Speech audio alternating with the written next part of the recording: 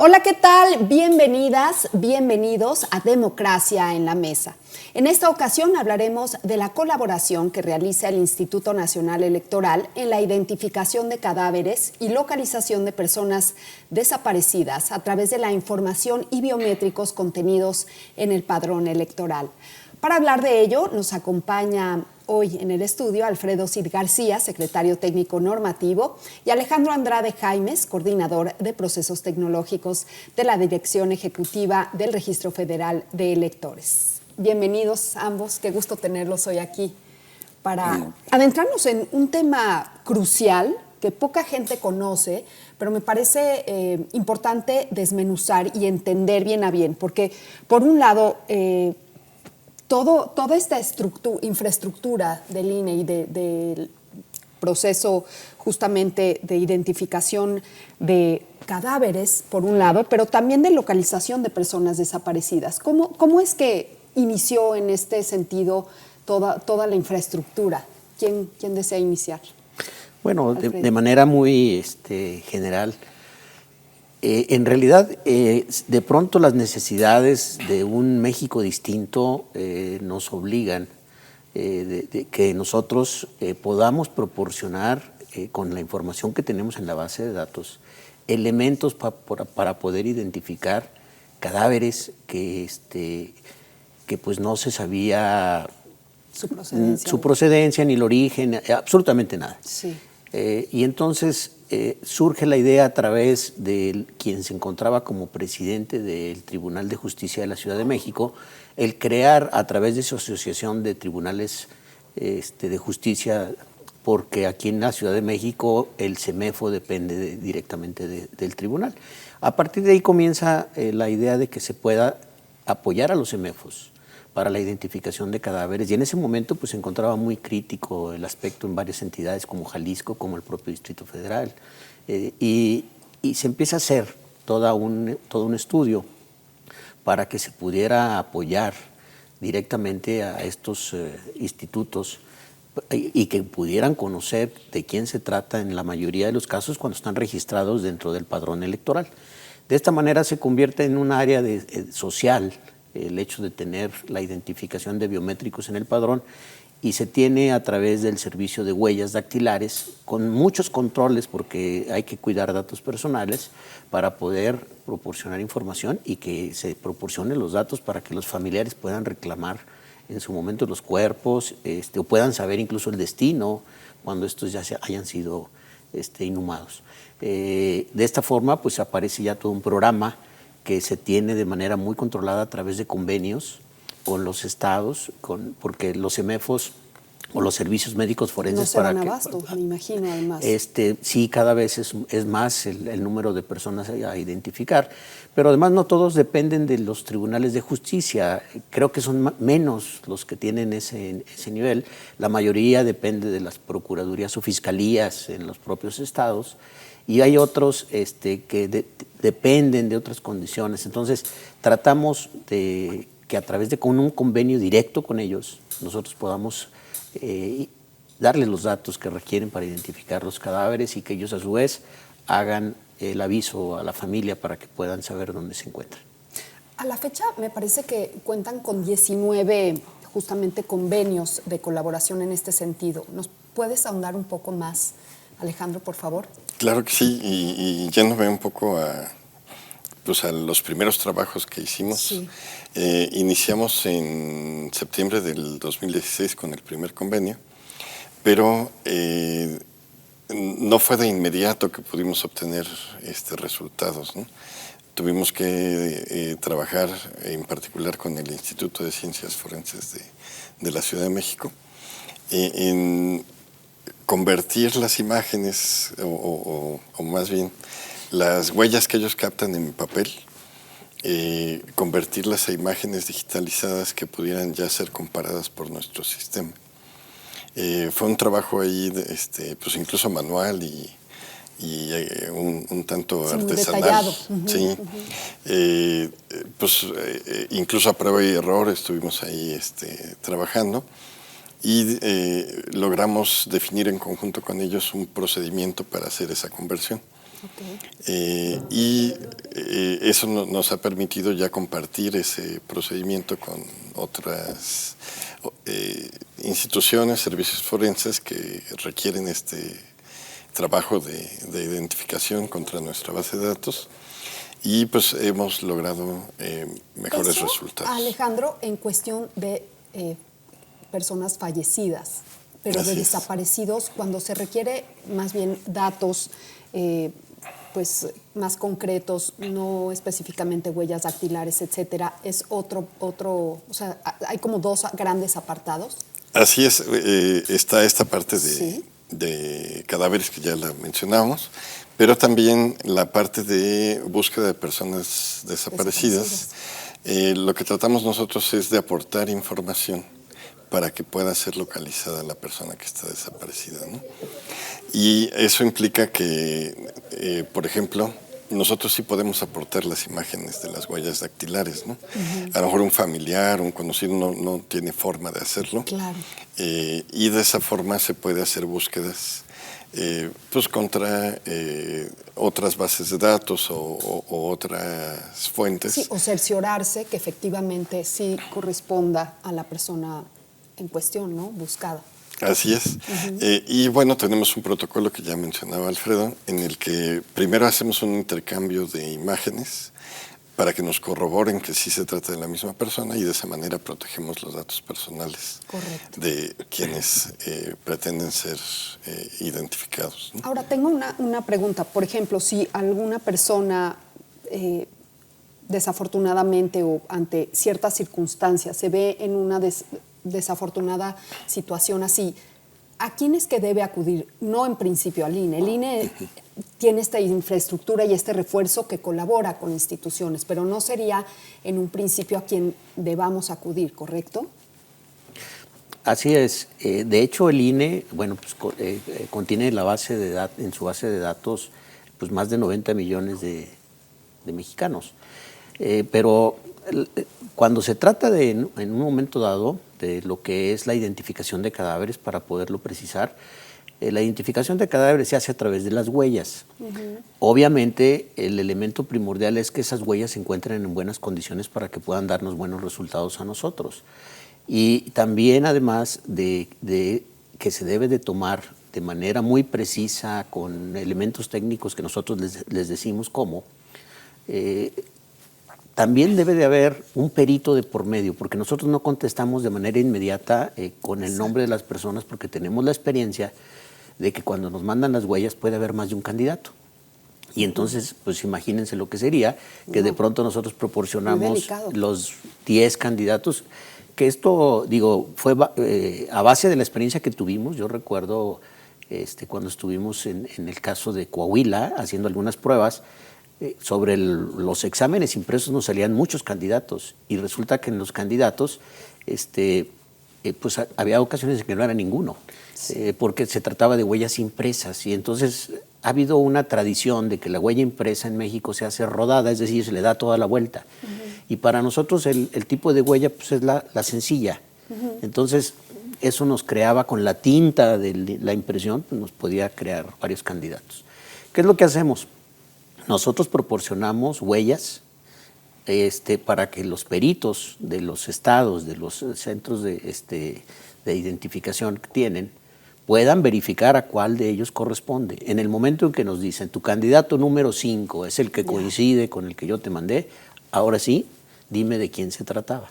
En ese momento nosotros sí enviamos una fotografía, enviamos el domicilio, el nombre, para que ya se pueda dar aviso a los parientes de que pues, efectivamente se trata ya de una persona completamente identificada. El caso de la búsqueda por desaparición es muy diferente. En ocasiones los familiares no tienen ni siquiera una fotografía del familiar, a la mano incluso. Otras veces porque ya tiene mucho tiempo fuera. Ya no se diga conocer el último domicilio que tenían a veces. Hay otras ocasiones que sí tienen mayores datos, y entonces aquí nos piden información dependiendo de la situación en particular, pero se comienza con la fotografía. La otra es, pues, obviamente, las huellas, para ver si con esas huellas se puede también identificar en las bases de datos que tiene la comisión de búsqueda algún antecedente o información de que esa persona ya se encuentre reportada con otras características. No, pero qué maravilla que se pueda cerciorar partiendo de este padrón electoral. Da mucha luz al final del túnel, que puede ser de por sí la carga emocional y la angustia de lo que representa este tipo de casos, sin duda es algo pues muy afortunado. Por el momento tenemos que hacer una pausa. Si les parece, vamos a hacer una breve pausa y continuamos hablando más de búsqueda y localización de personas gracias al padrón electoral. Volvemos enseguida. Yo tramité mi INE en México. Y yo en el extranjero. Mi INE es muy confiable porque tiene elementos que la hacen muy segura y es gratuita. La mía también. Con mi INE puedo votar, identificarme y hacer trámites bancarios en todo México. Con la mía también. Si tienes algún familiar o amistad que viva fuera del país, recuérdale que la INE del extranjero tiene el mismo valor que la de México y es válida para votar, identificarse o hacer cualquier trámite en territorio mexicano. Mi INE es mi voz en México. Y en el extranjero. La violencia política contra las mujeres en razón de género es un delito. No solo nos arranca el derecho a votar, a postularnos por un cargo o a ejercerlo. Nos quita la voz y limita nuestra participación en la toma de decisiones. Por eso, el INE y la FICEL investigan a quienes ejercen este tipo de violencia y protegen los derechos políticos y electorales de las mujeres. Si necesitas denunciar violencia política contra las mujeres en razón de género, ingresa a fedenet.org.mx. Mi INE es valioso porque garantiza mis derechos y nos une.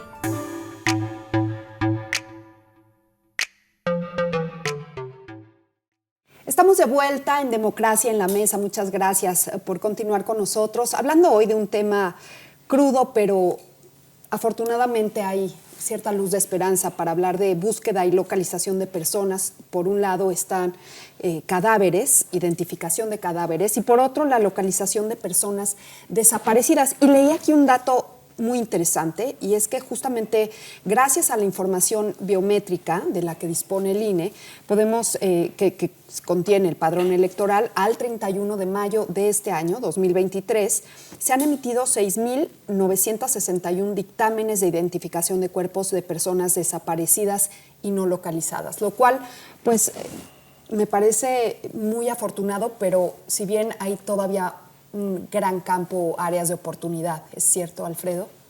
Alejandro. Ay, perdóname. No te preocupes. Perdóname, Alejandro. Pero, discúlpame. Tienes toda la razón. O sea, aunque nosotros aportamos ya la información, a lo mejor porque hubo coincidencia en huellas o porque tuvimos los datos que nos solicitaban las instituciones, ya sea el servicio forense o las comisiones de búsqueda de personas, falta todavía los trabajos que estas instituciones hacen para confirmar, por ejemplo, si el cadáver correspondía a esta persona, ¿no?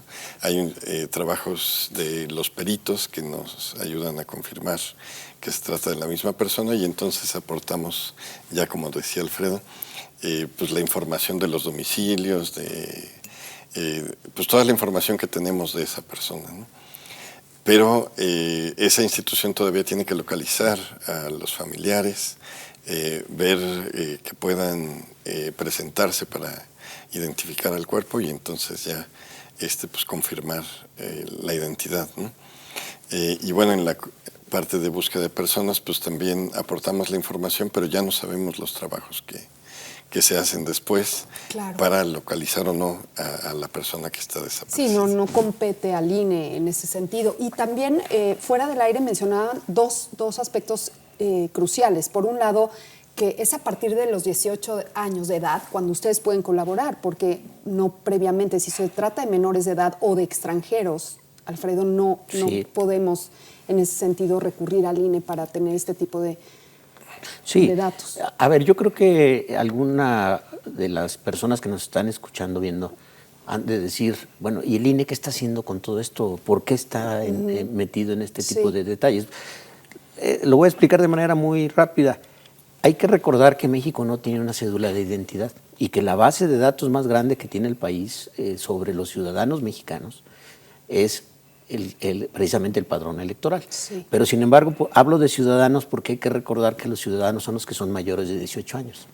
Y entonces cuando normalmente no es posible identificar algunos de los elementos que nos proporcionan las autoridades para poder verificar de quién se trata, es por dos razones. Uno, o porque la persona desaparecida o fallecida no ha tenido los 18 años y no se ha inscrito, o bien pues, se trata de extranjeros. Y esto lo tenemos muy claro porque 97 de cada 100 mexicanos están en el padrón.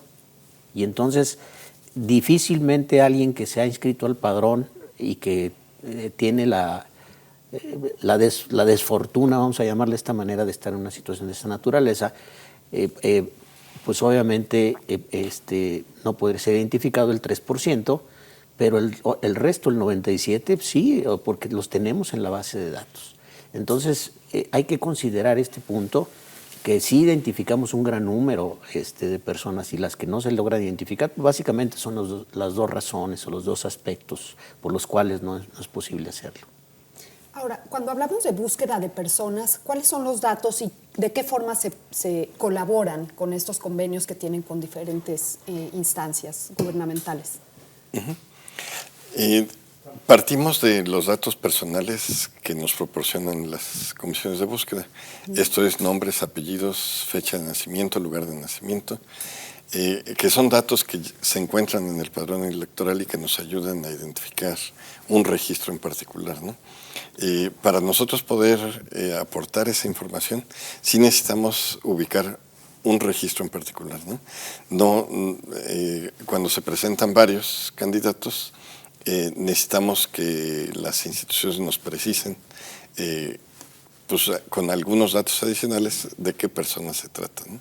Y entonces ya compartimos información adicional, que serían los domicilios, por ejemplo, de dónde estuvo registrada una persona, y también las fotografías que tenemos y las huellas, pues, que sirvan para aportar esta información y se pueda buscar a la persona de mejor manera.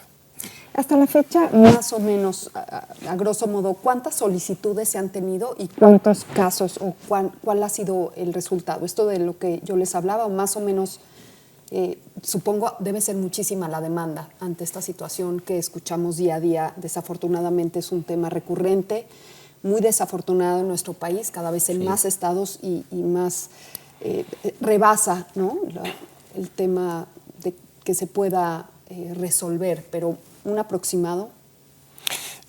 Pues hemos tenido más de 50,000 búsquedas para llegar a estos cerca de 7,000 coincidencias, ¿no? Wow. Sí es un número importante. Gigante. También a lo mejor cuando no logramos hacer alguna identificación, se puede deber a la calidad de las huellas, ¿no?, que recibimos, porque pues depende de cómo fueron captadas, ¿no? Entonces, pues son de los factores que pueden afectar también el que podamos lograr una identificación. Pero bueno, en los casos en que es posible, pues consideramos que es un gran beneficio social y en particular para los familiares de una persona que está siendo buscada. Sin duda. Y creo que esto también nos puede abrir a que, si bien son ya inteligentes estas credenciales, ¿no?, que eventualmente se digitalice, etcétera, sea mucho más fácil acceder a esta información y a tener cada vez más concentrada estos requisitos que pueden ser de utilidad. También pienso que es un área de oportunidad. Sí, precisamente lo que vienen a hacer, pues las cosas que precisamente el padrón electoral en este momento ya sea un referente para la identificación de cadáveres y de personas desaparecidas. Y lo digo porque tradicionalmente hace muchos años el padrón electoral partió de cero porque decían que votaban los muertos y hablo de lo que ahora viene a ser una situación contraria, que gracias al padrón electoral se puede identificar a quienes han perdido la vida en condiciones que son pues completamente adversas, obscuras y que por lo tanto no se conoce de quién se trata. Ahora resulta que el padrón es el elemento primordial para poder identificarlos. Una de las problemáticas que hay que señalar es no todos los estados, a través de sus servicios médicos forenses, nos han pedido la identificación porque hay algo que de lo cual carecen, que también es básico, que es un perito, o sea, un perito en dactiloscopía. Y entonces... Uno pensaría o sea, el ABC, ¿no? Así es. Lo primordial, y ahí también hay una carencia. Sí, porque si vemos que son 19 convenios los que tenemos firmados, son 32 estados, pues eso quiere decir que pues, nos están faltando varios. Sí los tenemos algunos ya con la intención de poderse subir a pues a este sistema que tenemos, pero no todos, y entonces alguien se va a preguntar, ¿y por qué no? Pues hay una situación que es real y que se trata de cuestiones administrativas al interior de las entidades que no les permiten trabajar con los mecanismos que se tiene, que son incluso elementales, como es precisamente el tener un perito en dactiloscopía para que pueda identificar las huellas que nosotros le enviamos, porque de lo contrario pues caemos en lo que señalábamos, de que lagunas son más los candidatos que pueden aparecer y que pues ahí sí se requiere que el perito precise exactamente de quién se trata. No, es que es una cantidad de información que tienes que ir acotando y que tiene que ser certera y que debe funcionar en este sentido. ¿Algún caso que nos puedan platicar de éxito en este sentido, algo que les haya tocado vivir de cerca, un proceso que logró desarrollarse favorablemente en un corto tiempo? Bueno, yo creo que de entrada el hecho de que poco a poco se ha ido desarrollando para que sea más efectivo tanto la transmisión de la información como los resultados. Nosotros veíamos que la experiencia del Servicio Médico Forense de aquí de la Ciudad de México pues, ha evolucionado bastante a diferencia de otros. Las huellas que se encuentran deshidratadas, ellos las vuelven a hidratar para hacer una toma mucho más detallada, fidedigna. Eso ayuda muchísimo con la identificación.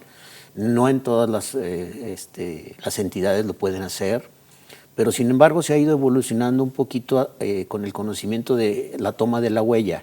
Lo que comentábamos que de esa huella rodada que se hacía anteriormente con la tinta, pues ya se hace mejor una toma de fotografía. Nosotros les precisamos esa fotografía que tiene que ser con unas características que son mínimas, la realidad es que son mínimas, para que nos permita a nosotros dar el resultado. Entonces vamos evolucionando. Hay una institución también internacional, las siglas son GIS, que son alemanes, y ellos de cooperación alemana, y precisamente están apoyando mucho a los estados que no tienen los medios para poder suscribir el convenio por falta de instrumentos materiales. Eso también nos ha ayudado para que siga creciendo a nivel de convenios con entidades. O sea, sí ha habido una evolución. Perfecto. Pues, si quieres, puedo Alejandro, compartir. ¿me permites? Claro, se nos va como agua el tiempo entre las manos, pero hacemos una breve pausa y continuamos, que está más que interesante. Claro. Volvemos contigo. No se vaya.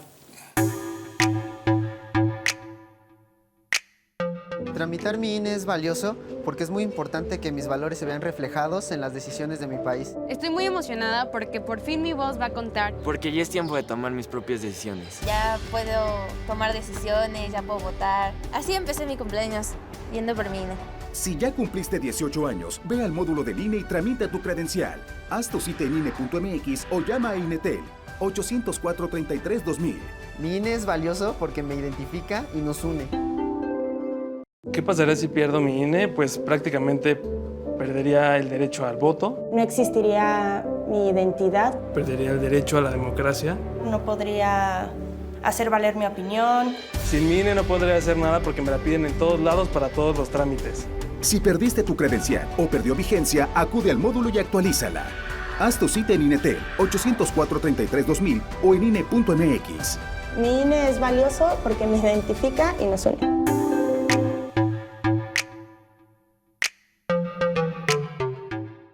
Muchas gracias por continuar con nosotros hablando el día de hoy de búsqueda y localización de personas. Alejandro, ¿nos quedamos con tu idea? Por favor. Sí, gracias. Te quería compartir un par de casos que, favor. Bueno, nos hemos enterado. Uno fue aquí en la Ciudad de México de una persona pues ya mayor que desgraciadamente pierde la vida en la calle y no ubican familiares ni conocidos. Sí. Llega al Instituto de Ciencias Forenses, nos mandan las huellas y logramos una identificación. Al proporcionar el domicilio, era un domicilio de Guadalajara, en Jalisco. Sí. Entonces, pues, como en este caso puede suceder que la persona le sucede algo fuera de su ciudad, ¿no? Incluso me platicaron las personas de ahí del Instituto de Ciencias Forenses que sí lograron contactar a alguien allá en Guadalajara, y bueno, no sabían cómo esta persona había llegado a la Ciudad de México, ¿no? Sí.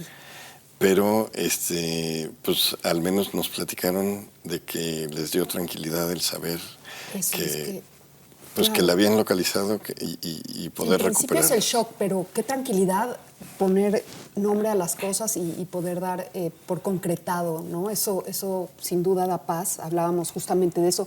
Pienso mucho en personas de la tercera edad, o el tema, a raíz de la pandemia, mucho pues demencia senil, Alzheimer, etcétera, gente que sale y pues no tienes 100% asegurado que van a regresar, entre muchas otras coincidencias, crimen, miles de causas y razones, pero esta parte me parece vital y creo que pues lo han hecho pues muy bien. Yo creo que hay mucho más que se pueda hacer, pero en principio informar y saber, estar al tanto y, como dices, tener esta infraestructura, y con estos convenios me parece que todavía hay mucho por avanzar, pero que se va por buen camino. Sí, de hecho yo recuerdo un caso afortunado, en el cual incluso se manejó en medios de una persona joven, que estaba como indigente aquí en la Ciudad de México, y a través precisamente de la Comisión de Búsqueda y los datos que se proporcionaron, se pudo relacionar con una persona que estaba desaparecida en el sur, no recuerdo si en el estado de Tabasco, en el estado de Veracruz, y los familiares lo habían reportado desaparecido, y sin embargo pues, se trataba de una persona que simplemente quiso tener una forma de vida apartada completamente de todo. O sea, literal, él quiso desaparecer, quiso... Así es. Y aquí estaba, pues vivía recogiendo botellas de plástico para vender. Esa era su forma de vida, y es una persona joven, y se vino a localizar aquí en la Ciudad de México a través de la información que se proporcionó. Digo, ese es un caso también muy peculiar.